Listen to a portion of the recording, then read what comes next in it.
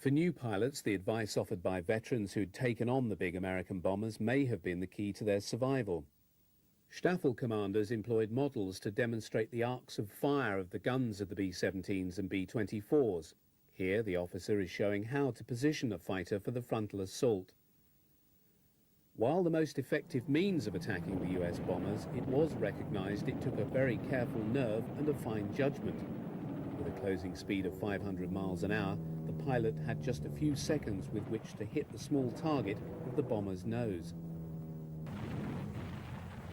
Clearly heard is the slow thump of the Rheinmetall Mark 108 30mm cannon, nicknamed the pneumatic hammer because of the sound it made when fired.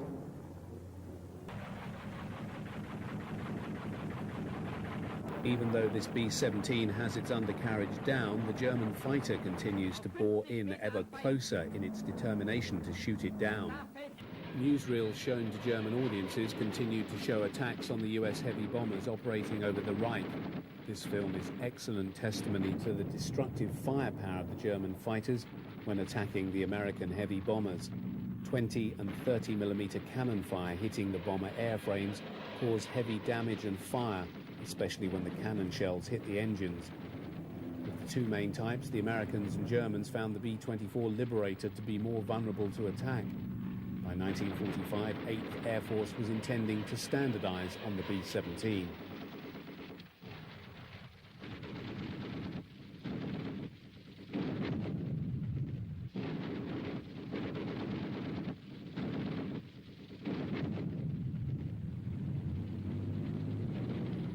The main German fighter in action here is the 109 G6. In addition to its single 20mm cannon firing through the propeller boss and two 13mm guns mounted on top of the engine cowling, it also carries two 20mm cannon in underwing gondolas. This allowed the G6 to direct heavy fire on the American bombers. Footage here shows the tremendous damage inflicted by the cannon shells.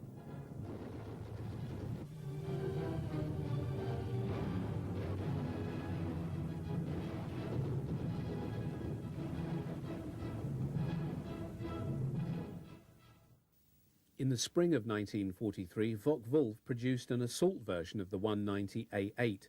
Armed with two 30mm Mark 108 cannons and extra armour, this variant equipped the Sturmstaffeln or Ramjager units.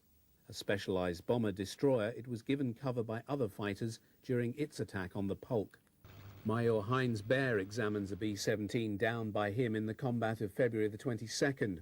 We previously saw him in Tunisia. By February 1944, Baer was one of Germany's foremost Experten, having served in the East and in the West. By war's end, his score would stand at 221 victories, including Miss Quachita, a B-17F from the 91st Bomb Group at Bassingbourn.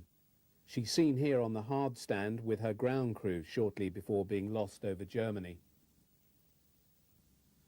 In the summer of 1944, the new Langnese Dora, an FW-190 powered by a UMO inline engine, entered Luftwaffe service. With a maximum speed of 440 miles an hour, it at last gave the Jagdflieger a plane to compete with the Mustang. It was, however, never available in numbers to make a real difference to the air war over Germany.